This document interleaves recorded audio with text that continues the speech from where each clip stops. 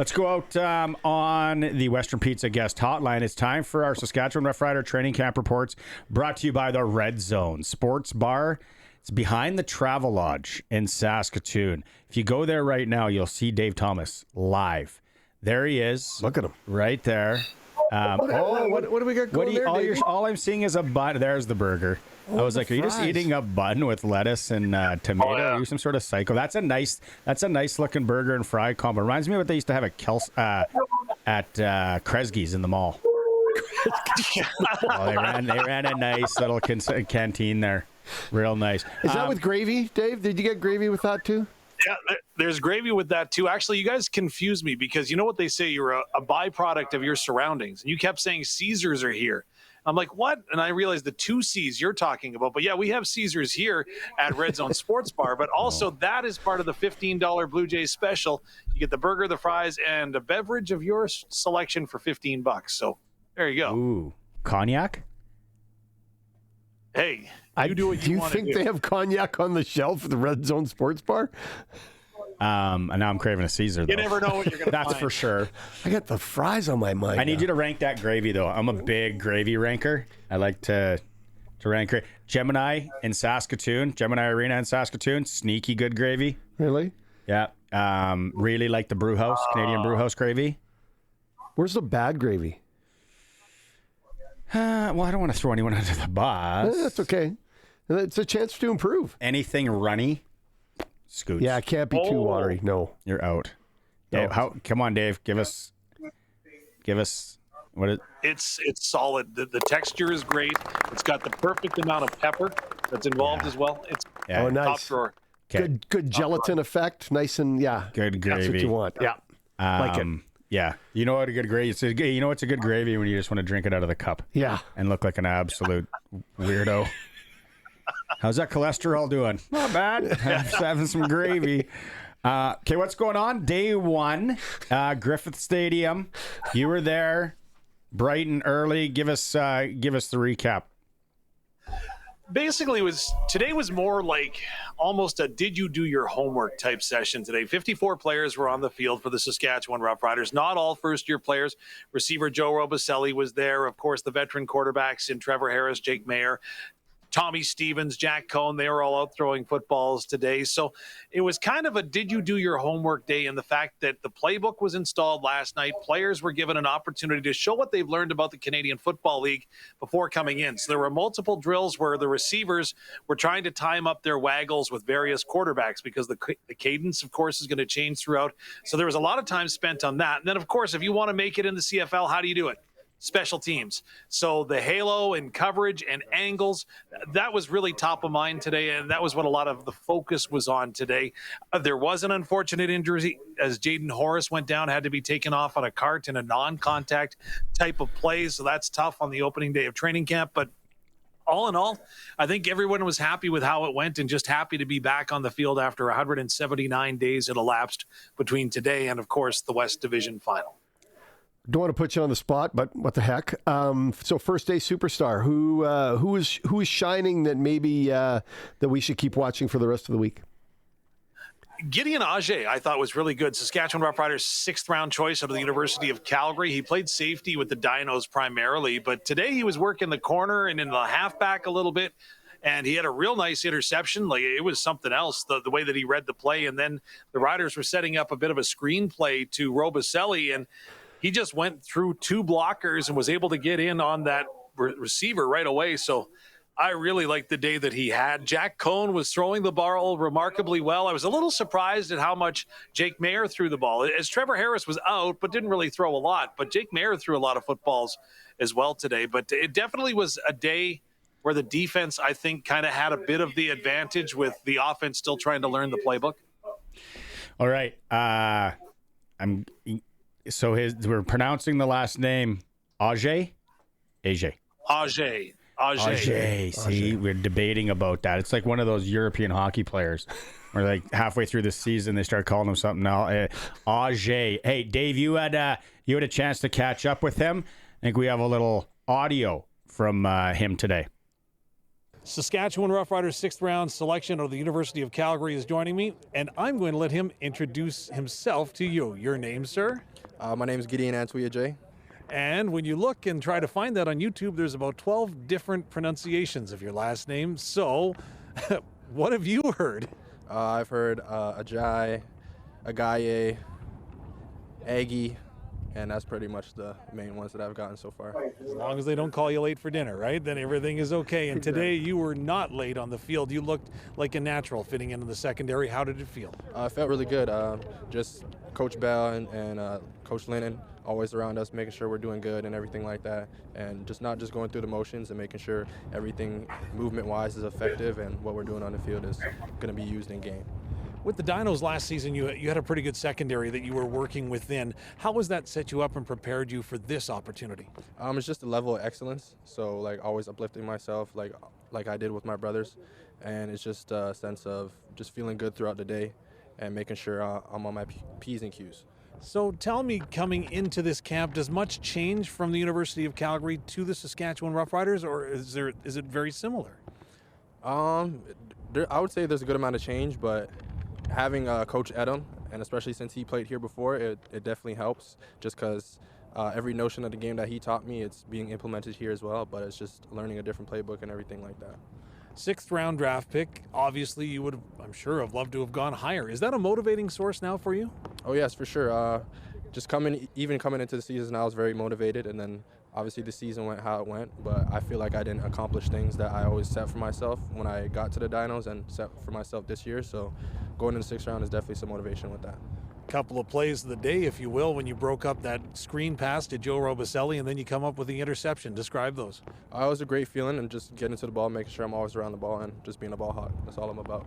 Coach Mace talks about being selfish, about wanting to have the football. That's right up your alley. For sure. Always got to get to the football and got to be obsessed with possession. Tell me then a little bit about what's going to set you apart. What do you need to do to be successful in this camp? Just being aggressive and just having that dog mentality and making sure I'm using my body well and just really using my leverages and understanding the different leverages, using my length to my advantage, and always topping it off with a little bit of speed. So far, so good through one day. Thanks so much for doing this. All right, thank you very much. Auger, Gideon Auger. All right, okay, so you're going to stay there. You're going to crush that burger, fries, and gravy. Jealous? How jealous? I can picture the gravy in my head if I close my eyes. The red zone. Yeah. It's right behind the Travel Lodge in Saskatoon. Caesars as well. How many taps would they be running there, Dave? What can you see? How many taps? 1, 2, 3, 4, 5, 6, 7, 8, 9, 10, 11, 12. At least 12.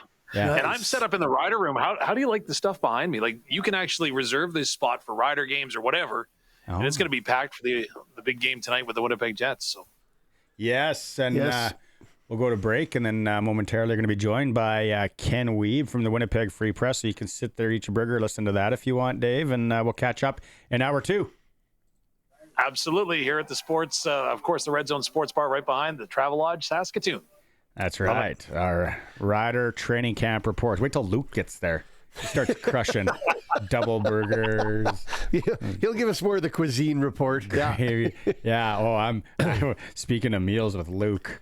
Let's go, Florida Panthers. You're in trouble. Oh, mama. Western Pizza guest hotline. He's joining us. It is the Roughrider training camp report brought to you by the Red Zone Sports Bar in Saskatoon, right behind the Travel Lodge. He's done and dusted the burger, fries, and gravy. Dave Thomas is back. And then let's give an honest review to the people here. Out of 10. Yeah. Burger, fries, gravy. Out of 10? 9.75. Nice. Ooh. Yeah, it was up there. It was top drawer, absolutely. Any kind of, if you would have just closed your eyes, did it have the rink burger kind of feel? It did, but it had the real bacon strips on it, right? And like it's just the fresh, like kind of. I'm trying to think, the sizzly kind, like not the crunch, but the sizzle, Game changer. Yeah. Real. Okay, let's stop talking food. Ooh. Rookie camp, day 1. Dave, tell me about. I was gonna go receivers, but then I'm like, tell me about the running backs. How do the running backs look today? Kind of, it's day 1, probably just, getting a feel for things. What did you see there? Well, and that was an interesting one for me. And the fact that, of course, the running back room has changed, right? With Raquel Anderson Armstead being released, with him being released, that opens up a hole and an opportunity for someone. And today, Mario Anderson, who had that opportunity, really came out and I thought made the most of his opportunities, because right now the Saskatchewan Roughriders, let's face it, they've got a ton of offensive linemen. I heard when you're talking with Jeremy O'Day that, hey, a new offensive lineman is signed every day, and you can never have enough good quality offensive linemen, but their work is being put to the test. And today he had a very good day running the football, found a couple of holes, was assignment sound, and I think really favorably turned some heads on the Saskatchewan Roughrider coaching staff. Interesting that we go to running backs. The Armstead thing, everybody knew that he had some issues or had some problems or had some conversational concerns. Doesn't matter where he's played. I didn't know that. Yeah. Oh, come on. You knew that. Everybody knew that. That's why he left Ottawa. And so how many guys are in camp at the running back position, though? Like, what's the depth look like there? 5. Had to count 5 running backs. So, of course, AJ Ouellette's going to have the inside track. It sounds like he's healthy compared to what he was battling through most of last season with those hip injuries. He's transformed his body. I'm going to be very curious to see how that translates, because, again, the one thing that he did in the offseason transformation that he went under was that he said to himself, I have to stay above 200 pounds. That's what I have to do to be successful. And I know that running back coach Andrew Harris has kept an eye on him, because Harris knows what it's like to be at this stage of his career and how to train your body for it. So I think it's going to be very interesting to see what he's like. And again, there's 5 running backs that are going to be in camp. You've got Thomas Bertrand-Houdon, who is also a national, that's going to have an opportunity to fill a spot and fill the role a little bit last year. So there's an opportunity there, and I'm curious to see who's going to take advantage of that opportunity. So there's really not a running back that right now you could a position where you could say they got to cut one or they got to move on. They could keep all 5 as we move into the regular season. Well, absolutely, right. And then there's practice roster aspirations, who's willing to do that, who isn't. So that's a consideration moving forward as well. So, yeah, 5 running backs. Again, will they keep all 5? I'm not sure. But, again, today, for my money, newly signed Mario Anderson was one to watch. Okay, and then last question for this report, and we'll get you again in hour 3. I've always loved it when they started. I don't even remember the CFL quarterback internship program. And again, there's 3 local kids getting a chance to be on the field with the big boys this week. Yeah, absolutely. And at the quarterback position, like you allude to, Anton Amandroud, who is the starting quarterback for the University of Saskatchewan Huskies, he had an opportunity to get in and perform. He didn't throw a football at all during the practice, but that's kind of what this is about. It's an opportunity to immerse yourself in what is the CFL culture. But then there's a couple of Saskatoon Hilltop kids that got out onto the field. And today it was funny because Dalton Urban is the young man's name, and he actually came up with an interception. So a Hilltop kid steps in from the junior ranks and makes an interception. Boy, I tell you, there was a lot of hooting and hollering going on at Griffith Stadium when he made that play. Channeling his inner Kerry Joseph. Yeah. Watch. Move him. You're going to be switching positions. Okay. You're going to love this, right? So what is Trevor Harris's thing, right? Walks up to a guy, says, you got 5 seconds. What's your nickname, right? What's Dalton Urban's nickname? Urban Cowboy. No idea. Keith. Ah, that's good. That is good. Solid. That is good. Solid. Love it. All right, Philly. Philly. All right, Dave. What's on the tap next for you there? Are you maybe a little appetizer, a little dessert before our next hit? Caesar? Probably a couple of wings. They got a bunch of different flavors here, so they're bringing out the menus. So sorry, boys. Hit it.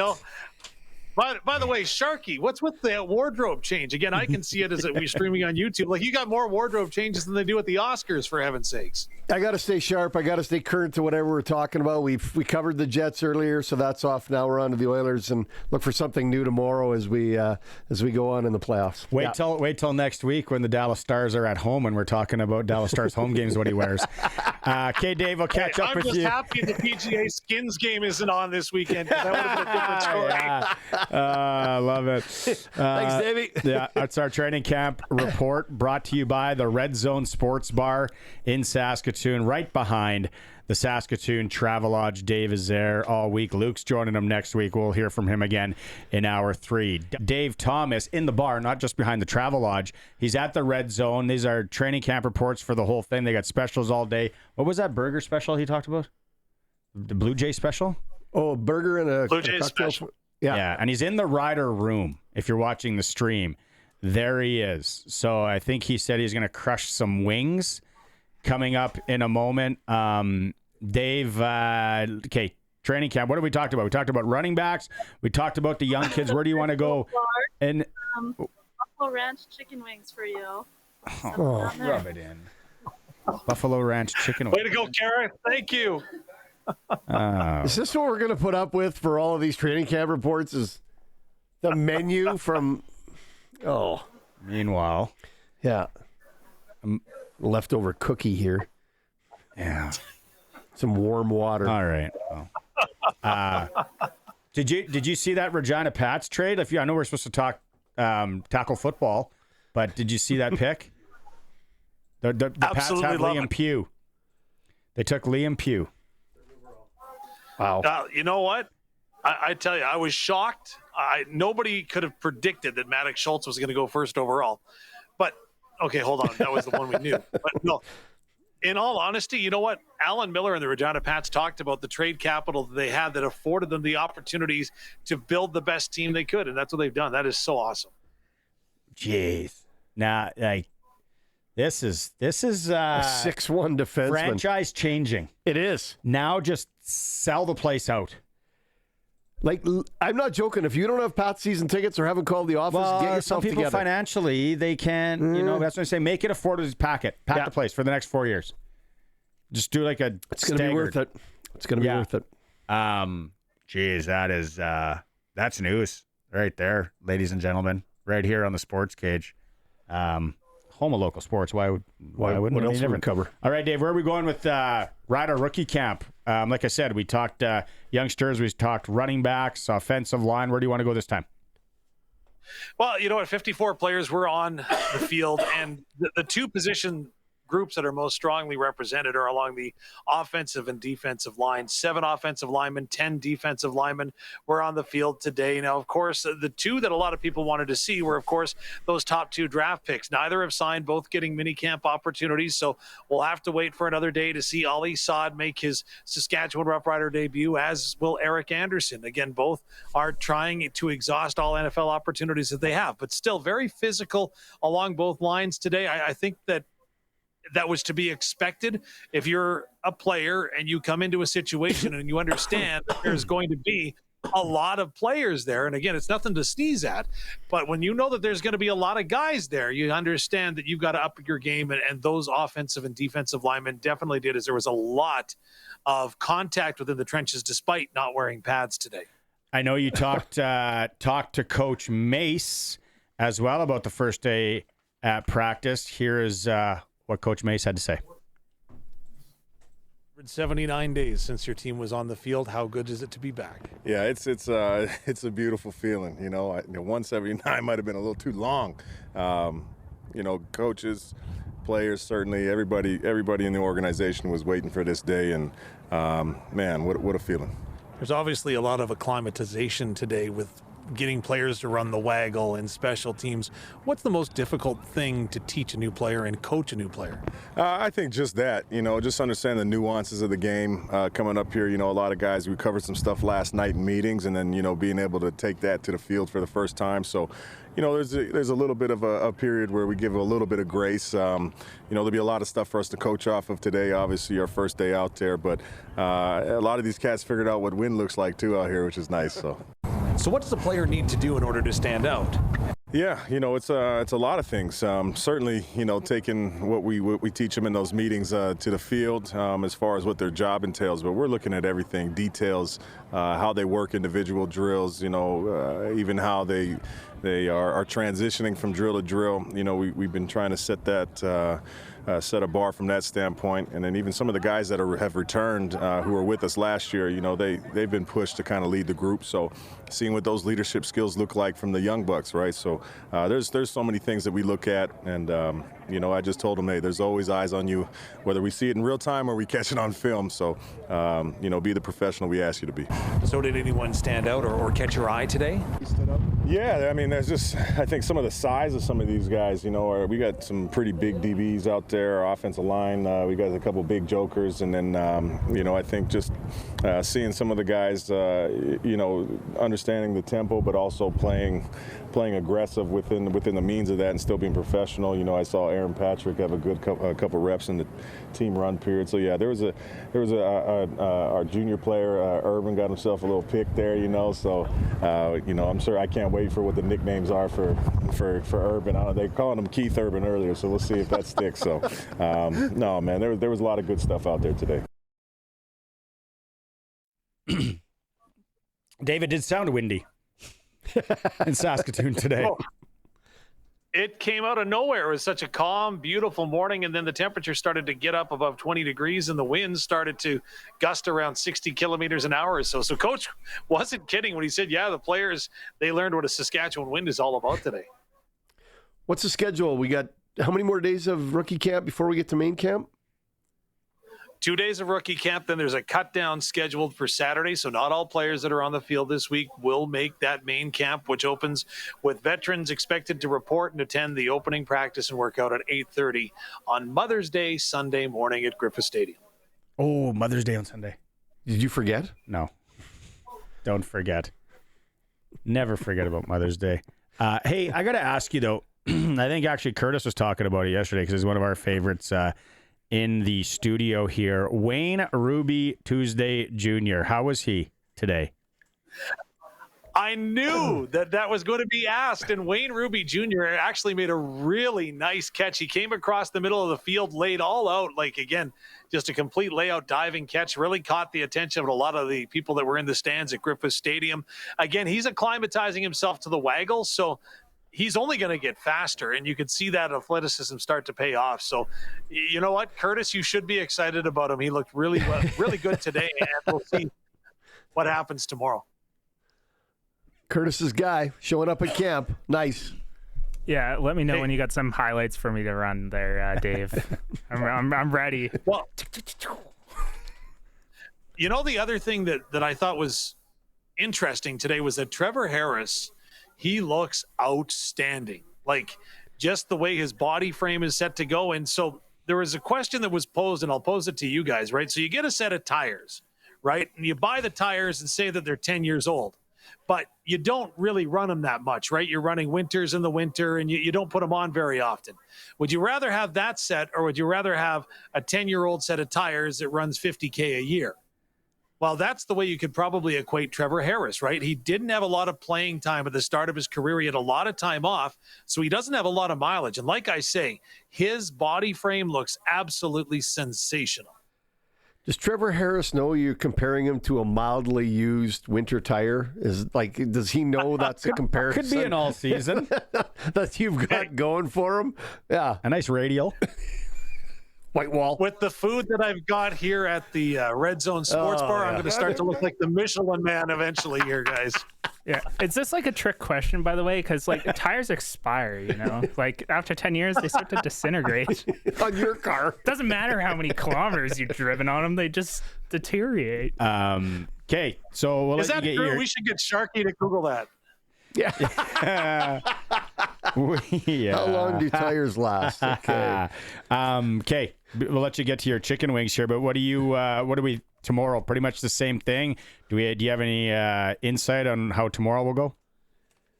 Tomorrow, I'm looking for more refinement and more playbook installation because the team did have a meeting throughout the course of the afternoon. So refinement is going to be what the coaches are keying in on today. Who can go ahead and build upon what their day one was and who has regressed or is being left behind. So I know there's going to be a lot of special teams work that will be done again because, again, you want to make a team, you got to be good on the special teams. So I know that that is going to be a focus come tomorrow. And then we'll start to see a little bit more from the offense because, like I said, I thought the defense maybe had a step on the offense today. We'll see whether or not the offense can respond tomorrow. Okay. And then if people are in the Saskatoon area or rushing up there, they should come watch hockey tonight. It's 1-0 Florida, 6:32 left in the first period of play. They should come there though, right, Dave? Absolutely. We've got all kinds of specials on, as we got mentioned, wings tonight in the rider room where I'm at with the little cozy fireplace in the corner. There's 3 big screens. That's just in the portion that I'm in here at the sports bar, this Red Zone Sports Bar. So, yeah, come on down. Specials throughout the course of the evening. And if you get here a little bit later when the Jays play LA, they've got that $15 special with the burger, beer, and drinks. Oh, I'm really hungry now. I'm really hungry. All right. Okay. We'll catch up with Dave tomorrow. Thanks, Dave. Have a good sleep. See you tomorrow. Have a water slide tonight. Yeah. Go have a water slide at the Travel Lodge. Done.